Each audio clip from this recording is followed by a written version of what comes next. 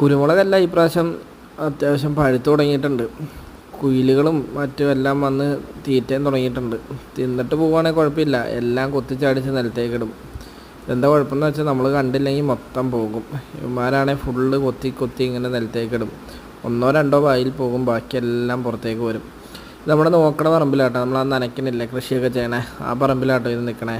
പറമ്പ് നിറയെ കുഴിമുളകും കാര്യങ്ങളും ഉണ്ടായിരുന്നു. പക്ഷേ എന്താണെന്നറിയില്ല, കുറേയൊക്കെ രോഗങ്ങൾ വന്നു പോയി. പിന്നെ കുറേയൊക്കെ ഈ തെങ്ങ് കയറുന്ന സമയത്തും ചാടിപ്പോവും. ഇതൊരു കശുമാവിൽ കയറ്റി വെച്ചങ്ങനെ കുരുമുളക്. ആകെ ഇപ്പോൾ പറമ്പിൽ ഇത് മാത്രമേ ഉള്ളൂ. നമ്മുടെ ആവശ്യത്തിനും അവരുടെ ആവശ്യത്തിനും ഇത് മാത്രമേ യൂസ് ചെയ്യാനുള്ളൂ. ഇതിപ്പോൾ ഞാൻ ആ സമയത്ത് നമ്മുടെ പറമ്പ് നനച്ചുകൊണ്ടിരിക്കുമായിരുന്നു.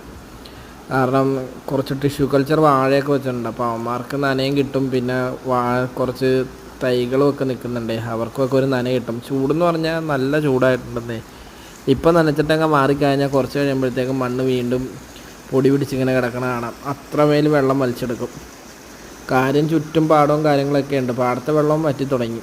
അത് കാരണം നമ്മളിപ്പം നനച്ച് കൊടുത്തുകൊണ്ടിരുന്നില്ലെങ്കിൽ മിനിമം 1.5 വെച്ച് നനച്ചില്ലെങ്കിൽ മൊത്തം പോക്കാവും. ഇപ്പം ഇതിങ്ങനെ നനച്ചങ്ങ് ഇട്ട് കഴിഞ്ഞാൽ പിറ്റേ ദിവസം രാവിലെ അല്ലെങ്കിൽ ഒരു മണിക്കൂർ കഴിഞ്ഞ് വന്ന് നോക്കുമ്പോഴത്തേക്കും ഡ്രൈ ആയിട്ട് കിടക്കും പറമ്പ് ഫുള്ള്. അമ്മാതിരി ചൂടാണ്.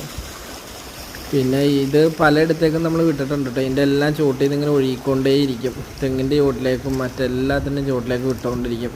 കാരണം ടിഷ്യൂ കൾച്ചർ വാഴയ്ക്ക് എന്താണെന്ന് അറിയില്ല, ചിലതിനൊക്കെ നല്ല വാട്ടമുണ്ട്. എത്ര നനച്ചിട്ടും കാര്യമില്ല, ചിലതിന് നല്ല വാട്ടമായിട്ട് ഇങ്ങനെ ഇരിക്കുക. ഇതാണ് നമ്മുടെ മോട്ടർ പുര കേട്ടോ. ഇത് നമ്മുടെ വലിയ മോട്ടർ. പിന്നെ ഒരു ചെറിയ മോട്ടർ കൂടെ ഉണ്ട്, അത് കംപ്ലൈൻ്റ് ആയിട്ട് പുറത്തേക്ക് നന്നാക്കാൻ വേണ്ടി കൊണ്ടുപോയേക്കുക.